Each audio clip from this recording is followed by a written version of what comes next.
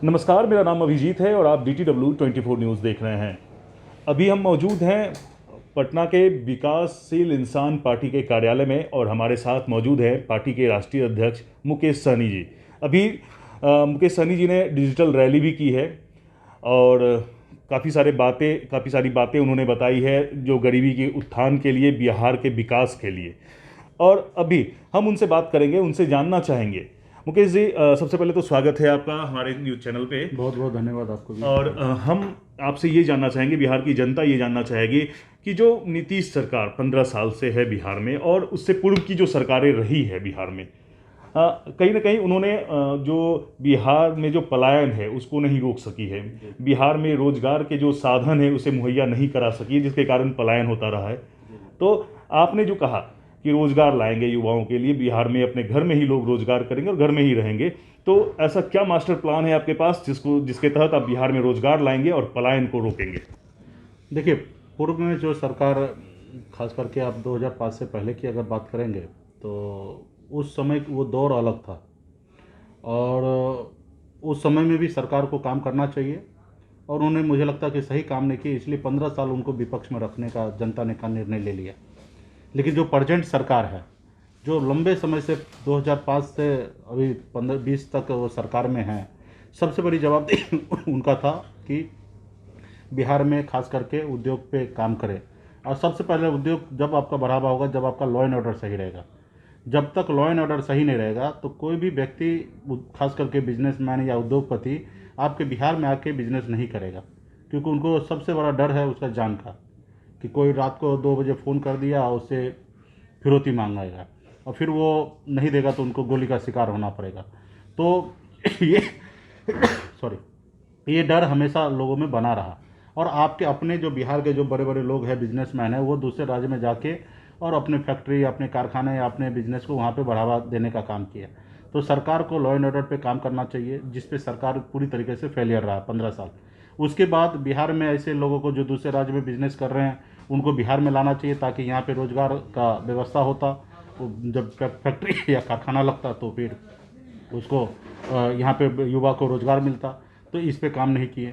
उसके बाद इंपोर्ट होता है, विदेशों से सामान खरीदा जाता है, तो पूरे भारत के हर राज्य तकरीबन कुछ ना कुछ परचेस करता है अपने राज्य में, अपने राज्य को रेवेन्यू को जनरेट करने के लिए। लेकिन बिहार इस पे काम नहीं किया और बिहार में इंपोर्ट जीरो है।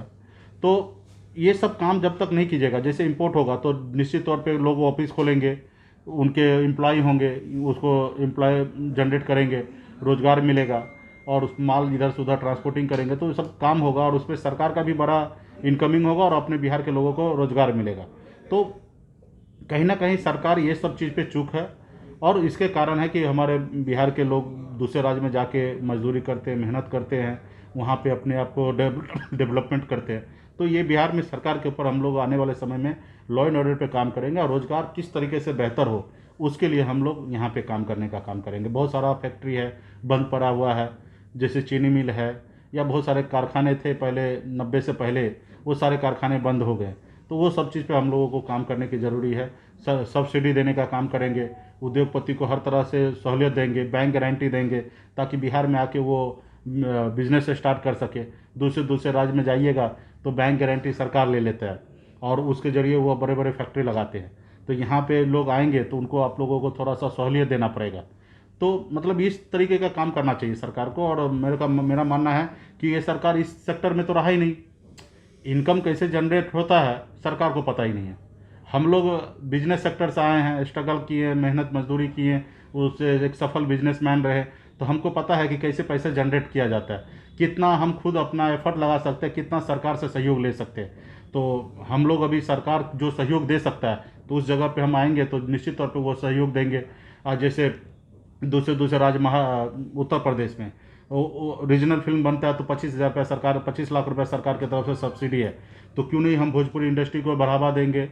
बहुत ज़्यादा खर्च नहीं है, 100 करोड़ रुपया लगाइए, बिहार में एक बड़ा अच्छा इंडस्ट्री आप खड़ा कर सकते हैं बॉलीवुड के पैरेलल।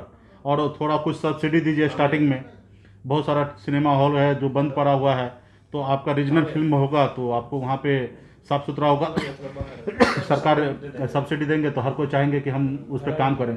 तो बहुत ऐसे काम सरकार को करना मुकेश जी, बिहार और बिहार में खास करके मिथिलांचल का क्षेत्र मछली के उत्पादन के लिए नामी रहा है, और कहावत भी है, पग पग पोखर माछ मखान, यही है मिथिला की पहचान। नहीं, फिर भी बिहार को दूसरे राज्यों से मछली मंगाना पड़ता है, ये कहाँ और कहाँ चूक है इसमें? यही तो आप देखिए कि पूरे भारत में मछुआरा समुदाय बिहार में और उत्तर प्रदेश में बड़ी संख्या में है। और बिहार में देखिएगा अन्य प्रदेश से जहाँ से मछली आ रहा है, उस प्रदेश और बिहार का देखिएगा तो पानी का स्रोत हमारे बिहार में ज़्यादा है।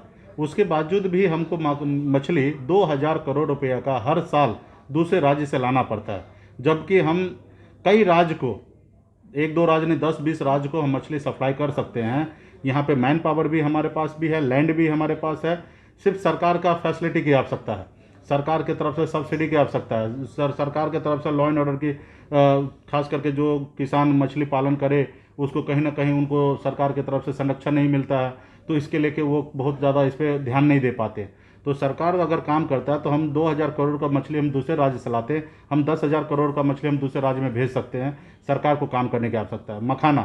मखाना देखिएगा तो मिथिलांचल में, उत्तर बिहार में बहुत बड़ा इसका बिजनेस है, पूरे दुनिया में प्रसिद्ध है, लेकिन उसके लिए सरकार की तरफ से स्टोरेज का व्यवस्था नहीं है। हम कई सालों से लगे हैं कि सरकार स्टोरेज करे।